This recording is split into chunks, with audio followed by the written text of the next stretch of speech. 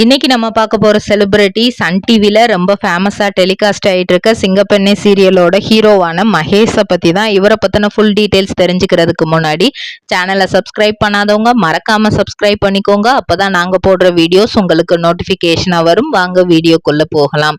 மகேஷ் இவரை தான் ஃபர்ஸ்ட் எல்லாருமே சிங்கப்பெண்ணே சீரியலோட ஹீரோ அப்படிங்கிற மாதிரி நிறைய எதிர்பார்த்தாங்க. கடைசியில இவரை ஒன் ஆஃப் த ஹீரோவா மாத்திட்டாங்க. ஏன்னா அன்பு ஆனந்தி பேர் தான் இப்போ ரெண்டு பேரும் கல்யாணம் பண்ணிக்கிட்டாங்க. ஆனா ஆனந்தி விரும்பினது அப்படின்னு பார்த்தா நம்ம மகேஷ தான்.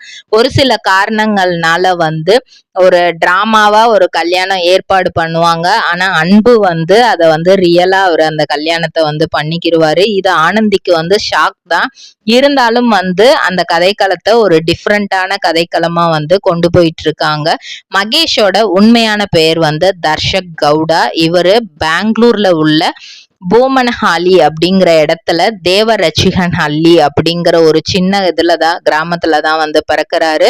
பிப்ரவரி 17, 1991 அன்னைக்கு பிறந்து அங்கேயே பள்ளி கூட படிப்பு எல்லாமே அங்கேயே படிச்சு முடிக்கிறாரு. அதுக்கப்புறம் கல்லூரி படிப்பு எதை தேர்ந்தெடுக்கலாம் அப்படின்னு யோசிக்கும் போது நம்ம இன்ஜினியரிங் எடுத்து படிக்கலாம் அப்படின்னு சொல்லிட்டு கிராமத்துல இருந்து கொஞ்சம் இங்க அவரு போமனஹாலி அப்படிங்கிற ஏரியால இன்ஜினியரிங் முடிக்கிறாரு. இன்ஜினியரிங் முடிச்சுட்டு ஐடி எம்என்சி கம்பெனில ஒர்க் பண்றாரு. ஒரு 1 இயர் கிட்ட ஒர்க் பண்ணிட்டு நெக்ஸ்ட் நம்ம என்ன பண்ணலாம், ஒரு கொஞ்சம் நம்மளோட சேலரி பத்தல, கொஞ்சம் இன்னும் நம்ம படிச்சோம்னா இன்னும் சேலரி அதிகமான கம்பெனிக்கு போகலாம் அப்படிங்கிறதுக்காக தான் எம்டெக் படிக்கிறாரு. ஜெர்மனில அது படிக்கிறதுக்கான வாய்ப்பு கிடைக்குது. அதையும் படிச்சு முடிக்கிறாரு. ஏற்கனவே இன்ஜினியரிங் நல்ல கிரேடோட முடிச்சதுனால தான் இவருக்கு அந்த வாய்ப்பும் கிடைக்குது. அதை நல்லபடியா படிச்சு முடிச்சுட்டு திரும்ப அந்த எம்என்சி கம்பெனிலேயே கண்டினியூ பண்றாரு. அப்படி கண்டினியூ பண்ணும்போது இவருக்கு சினிமால வாய்ப்பு கிடைக்குது. இவருக்கு பெருசா அந்த இன்ட்ரெஸ்ட் இல்ல அப்படின்னாலுமே அதுல ட்ரை பண்ணுவோம், நம்மளுக்கு முடிஞ்சா பண்ணுவோம், இல்லைன்னா இதே கண்டினியூ பண்ணிடுவோம் அப்படின்ற மாதிரிதான் இருக்காரு. ஆனா எம்என்சி கம்பெனில ரிசைன் பண்ணிட்டு வந்துதான் இந்த சினிமாவை ட்ரை பண்றாரு. அப்படி ட்ரை பண்ணும்போது 20 நாள் அந்த இதை எடுக்கிறாங்க. அதுக்கப்புறம் அப்படியே ஸ்டாப் ஆயிடுது. இவருக்கு அது என்னன்னே புரியல. 20 நாள் எடுத்தாங்க, அதுக்கப்புறம் கொஞ்ச நாள் ஸ்டாப் ஆயிடுது, திரும்ப கூப்பிட்டாங்க. கிட்டத்தட்ட 2 இயர்ஸ் கிட்ட அந்த ஒரு படத்தை கொஞ்சம் கொஞ்சமா விட்டு எடுக்கிறாங்க. எடுத்து முடிச்சிட்டு கடைசியில அந்த படம் பண்ணவே முடியாது அப்படிங்கிற மாதிரி ஸ்டாப் பண்ணிடுறாங்க. ப்ரொடியூசர் ஒரு சில காரணங்கள் சொல்லி படமே வேணாம் அப்படின்னு சொல்றாரு. அப்போ 2 இயர்ஸ் ரொம்ப டிப்ரெஷன்ல போயிட்டு அவர் எதுவுமே கான்சென்ட்ரேட் பண்ண முடியாம இருக்கிறாரு. ஐடி கம்பெனிக்கும் வேலைக்கு போக முடியல, சினிமா சைடும் இப்படி ஆயிடுச்சு அப்படின்னு ரொம்ப ஃபீல் பண்ணிட்டு அதுக்கப்புறம் சீரியல்ல ட்ரை பண்ணலாம் அப்படிங்கிற மாதிரி முடிவு எடுக்கிறாரு. ஃபர்ஸ்ட் சினிமா மட்டும்தான் நடிக்கணும் அப்படின்னு நினைச்சிட்டு இருந்தவர் சரி சீரியல்ல நடிக்கலாம் அப்படின்னு ஆடிஷன் போனா அங்கேயுமே உங்களுக்கு நடிக்கவே வரல அப்படிங்கிற மாதிரி சொல்லிடுறாங்க. அப்போ அவங்க ஃப்ரெண்டு தான் சொல்றாங்க, நீ ஒரு கூத்து பற்ற மாதிரி சேர்ந்து அதுல பிராக்டிஸ் எடுத்துக்கோ, எப்படிலாம் நடிக்கணுங்கிறத ஃபர்ஸ்ட் தெரிஞ்சுக்கோ அப்படிங்கிறாங்க. உன்னோட ரிஜெக்ஷனை அதை நீ ரிஜெக்ஷனா பார்க்காத, ஒரு பிராக்டிஸ் பண்றதுக்கான ஒரு ட்ரைனிங் பீரியடா நீ பாரு அப்படிங்கிற மாதிரி சொன்னனால அந்த 20 டேஸ் அவங்க கூத்துப்பற்றையில சேர்ந்து நிறைய விஷயங்கள் கத்துக்கிறாங்க. அப்புறம் கன்னடத்துல கண்மணி அப்படிங்கிற சீரியல் 2018 கிடைக்குது.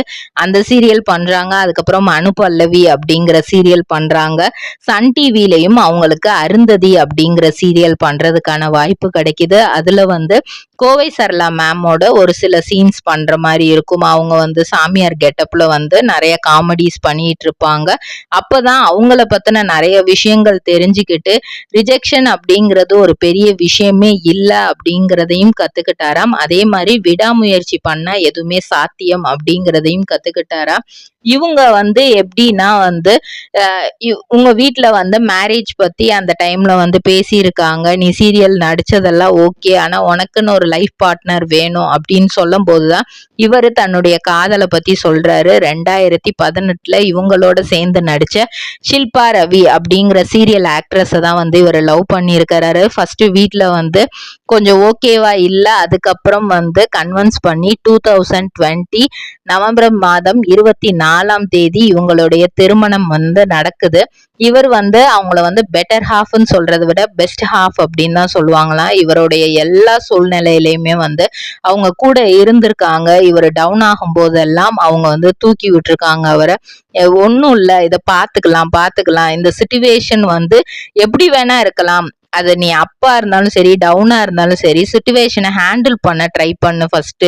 அதை பார்த்து பயப்படாத, அதை வந்து எப்படி நம்ம பண்ணலாம் ஹேண்டில் பண்ணலாங்கிறத வந்து கத்துக்கோ.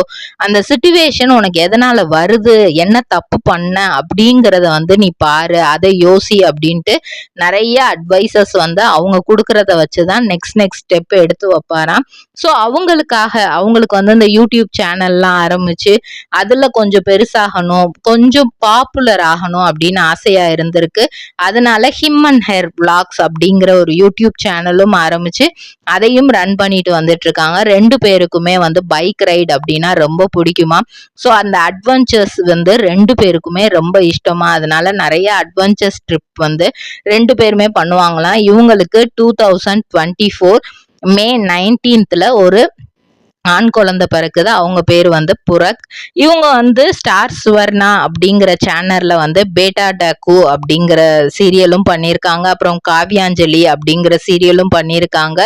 அதனால தமிழ்லையும் சீரியல்ஸ் பண்றாங்க, அங்க கன்னடத்திலையும் பண்றதுனால இவங்களுக்கும் கால் ஷீட்ஸ் வந்து டைட்டா போயிட்டு இருந்திருக்கு. இவங்க ஒய்ஃப் ஷில்பாக்கும் வந்து கால் ஷீட்டு தான் போயிருந்தனால வந்து கிட்டத்தட்ட இவங்களுக்கு குழந்தை பிறக்கிறதுக்கே வந்து ஒரு 3 இயர்ஸ் ஆயிருக்கு. அந்த 3 இயர்ஸ் கேப்ல வந்து அவங்க ஊர் பக்கம் அந்த பக்கத்துல இருக்கிற நெய்பர்ஸ் நிறைய இதா பேசியிருக்காங்க. ஆனாலும் அதெல்லாம் அவங்க ஒய்ஃப் வந்து எதுவுமே பெருசா எடுத்துக்கல. எங்களுக்கான நேரம் வரும்போது எங்களுக்கு கண்டிப்பா குழந்தை கிடைக்கும் அப்படிங்கிற ஒரு பாயிண்ட மட்டும்தான் 2 பேருமே மைண்ட்ல வச்சிருக்காங்க. அதுக்கப்புறமும் பாய் பேபியோட வந்து நிறைய டைம் ஸ்பெண்ட் பண்ண முடியல அப்படின்ட்டு இவருக்கு ரொம்ப ஃபீலிங்கா இருக்குமா. இங்க கால் ஷீட் வந்து ரொம்ப டைட்டா சன் டிவில வந்ததுக்கு அப்புறம் கால் ஷீட் இன்னும் டைட் ஆனனால வந்து அவர்னால வந்து சென்னையில இருந்து பெங்களூருக்கு போறதுக்கே அப்படி ஷூட்டிங்னு இங்க இருந்தா அங்க ஷூட்டிங் கால் ஷீட் கொடுத்ததுக்கும் இங்கேக்கும் வந்து ரொம்ப டைட்டாவே இருக்கும். எப்போ வந்து ஃபேமிலியோட போவோம் அப்படிங்கிற மாதிரியான நிறைய ஸ்ட்ரெஸ், அந்த மாதிரி ஸ்ட்ரெஸ் எல்லாம் கூட வந்திருக்கு. ஒரு காலத்துல நடிக்கவே முடியல, அதுக்கான வாய்ப்பே கிடைக்கலன்ற ஸ்ட்ரெஸ் இருந்தது. இப்போ நடிக்க வாய்ப்பு இருக்கு, அதை வந்து கரெக்டா ப்ரொசீட் பண்ண முடியல அப்படிங்கிற ஒரு ஸ்ட்ரெஸ் இருக்கு. அப்படிங்கும் போதுமே அவங்க ஒய்ஃப் தான், நீ வந்து வீட்டுக்கு வரல அப்படிங்கிறதுனால நீ வீடியோ கால்ல எங்களை பார்த்தாலே போதும், நாங்க வந்து எப்பவுமே உனக்கு சப்போர்ட்டிவா தான் இருப்போம், எங்களோட லவ் அண்ட் கேர் உன்னை நோக்கி எப்பவுமே இருக்கும் அப்படின்னு இப்பயும் அவங்க ஒய்ஃப் தான் சப்போர்ட்டிவா இருக்காங்க. அது மட்டும் இல்லாம அவங்க பேரண்ட்ஸும் அவங்களுக்கு ரொம்ப சப்போர்ட்டிவா இருக்காங்க. இன்னும் சன் டிவிலையும் சரி விஜய் டிவி இந்த மாதிரி நிறைய சீரியல்ஸ் அண்ட் அவர் ஆசைப்பட்ட மாதிரியான சினிமா சான்சஸும் அவருக்கு கிடைக்கணும்னு நம்மளோட பெஸ்ட் விஷஸை நம்ம தெரிவிச்சுக்கிறோம். இதே மாதிரி பல செலிபிரிட்டிஸோட பயோகிராஃபி தெரிஞ்சுக்கிற சேனலை மறக்காம சப்ஸ்கிரைப் பண்ணிக்கோங்க.